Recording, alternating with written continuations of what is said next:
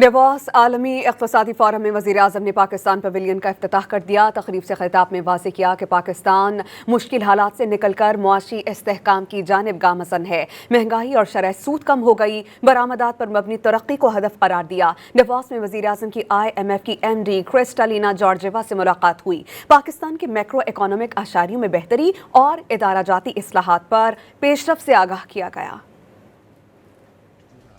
پاکستان مشکلات سے باہر آ گیا، اقتصادی استحکام کی جانب گامزن ہے۔ سماجی اشاریے بہتر بنانے کے لیے مشترکہ اور مسلسل کوششیں جاری ہیں۔ ڈیووس میں پاکستان پویلین بریک فاسٹ سے خطاب کرتے ہوئے وزیر اعظم شہباز شریف نے باور کرایا کہ پاکستان کو برآمدات پر مبنی ترقی کی راہ اپنانا ہوگی۔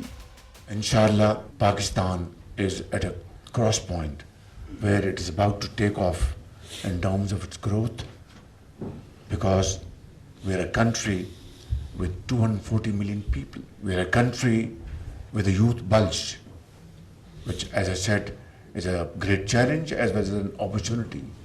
And we are absolutely committed to convert this into an opportunity. Switzerland کے شہر ڈیووس میں ورلڈ اکنامک فورم کے موقع پر وزیر اعظم شہباز شریف سے فلسطین کے وزیر اعظم محمد مصطفیٰ نے ملاقات کی۔